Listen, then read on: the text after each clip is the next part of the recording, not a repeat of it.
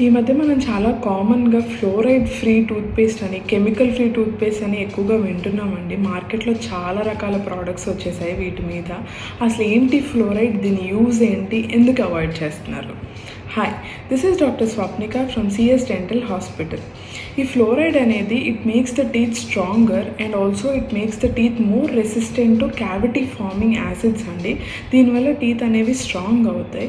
యూజువల్గా ఫ్లోరైడ్ అనేది recommended in all the toothpaste. యూజువల్గా ఏజ్ బట్టి ఫ్లోరైడ్ రికమెండేషన్ అనేది మారుస్తూ ఉంటామండి. లైక్ లెస్ దెన్ 5 years అయితే less than 500 ppm of fluoride అని, మోర్ దెన్ 5 years అయితే అప్ టు 1000 ppm అని, క్యావిటీస్ ఎక్కువ ఉన్న వాళ్ళకి గ్రేటర్ దాన్ 1000 ppm అని ఇలా రికమెండేషన్స్ ఉంటాయి. కండిషన్ బట్టి మారుతూ ఉంటుంది. కమింగ్ టు ఈ ఫ్లోరైడ్ ఫ్రీ టూత్పేస్ట్, వీటిల్లో 0 ppm ఆఫ్ ఫ్లోరైడ్ ఉంటుందండి. అంటే చెప్పాలంటే క్యావిటీ ప్రొటెక్షన్ అనేది ఫ్లోరైడ్ వల్ల ఉండదు.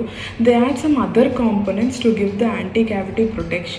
ఈ ఫ్లోరైడ్ ఫ్రీ టూత్పేస్ట్ అనేది ఫ్లోరైడ్ ఎలర్జీ ఉన్న వాళ్ళల్లో మనం సజెస్ట్ చేస్తామండి. లేదా కొన్ని ఏరియాస్లో వాటర్లోనే ఫ్లోరైడ్ కంటెంట్ చాలా ఎక్కువగా ఉంటుంది. వాళ్ళలో కూడా ఫ్లోరోసిస్ రిస్క్ రాకుండా ఉండడానికి ఈ ఫ్లోరైడ్ ఫ్రీ టూత్పేస్ట్ అనేవి సజెస్ట్ చేస్తాము.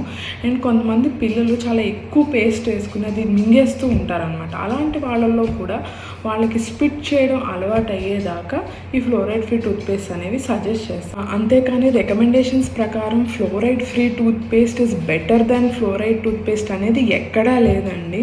So try to incorporate fluoride in your toothpaste as much as possible unless and until you have some kind of allergies to fluoride. మీ పీడియాట్రిక్ డెంటిస్ట్ని సంప్రదించండి.